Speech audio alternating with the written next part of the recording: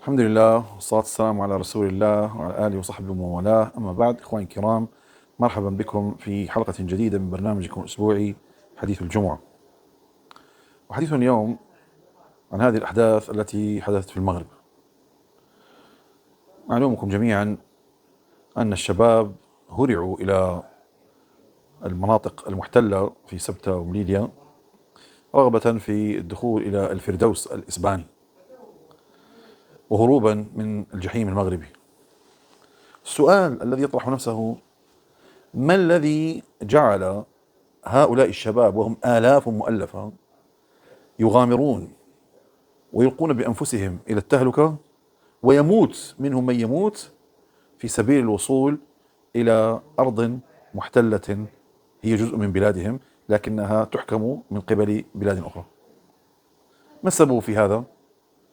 إذا نظرنا إلى حججهم فإننا سنجد أن السبب هو أن الجميع يشتكي من سوء المعاملة ومن سوء التدبير في بلادنا ومن تعطل كثير من مصالح الناس ومن المحسوبية وما إلى ذلك من الأمور، حيث إن بلادنا لا يستمتع بها إلا من كان ذا منصب عال أو من أصحاب الذوات. أما عامة الشعب فإنهم يموتون على أبواب المستشفيات ولا يلاقون من الرعاية الطبية ولا غيرها ما يلاقيه غيرهم. ومن كان لديه مال فإنه يدفع على صحته وعافيته، ومن كان فقيرا فإنه ينتظر الموت المحقق.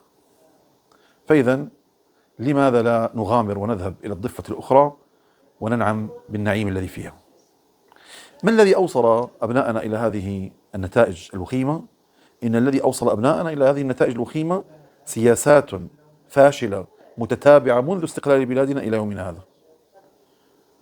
وإن من أسباب ذلك هو أن لدينا حكومات تحكم ولا تحاسب، فالمسؤولية ليست مرتبطة بالمحاسبة، بمعنى أن الوزير يعيش ويأخذ ويستمتع ثم يذهب إلى بيته وماله لا زال وفيرا ولا زالت، وكذلك البرلمان وكذلك كل هؤلاء المسؤولين.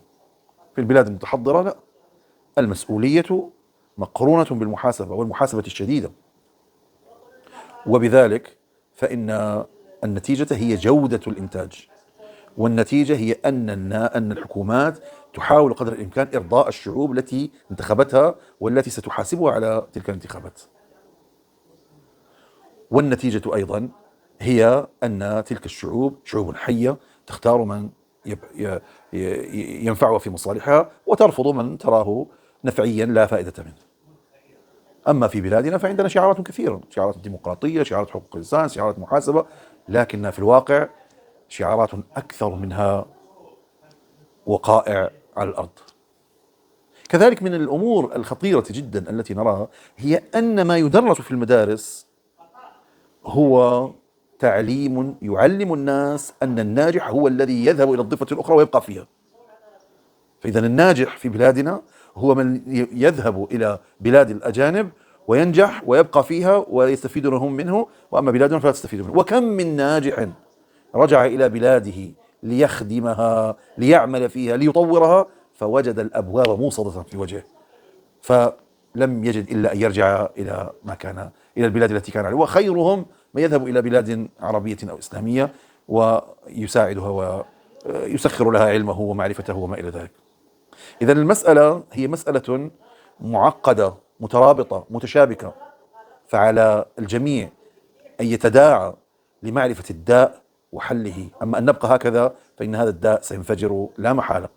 وكما حدث الأحداث أمس وفي هذه الأيام، فقد حدث قبل سنوات قليلة حدث أحداث تشابهها وبنفس الحدة أو بحدة شبيهة بها. فإذا لم تحل هذه المشاكل فإن المستقبل سيكون مجهولا، ولا حول ولا قوة إلا بالله. وقال النبي صلى الله عليه وسلم: إن الله يحب إذا عمل أحدكم عملا أن يتقنه. إن الله يحب إذا عمل أحدكم عملا أن يتقنه. فالإتقان هو ومن الإتقان الأمانة، والأمانة هي أساس كل شيء. والله المستعان، والحمد لله رب العالمين.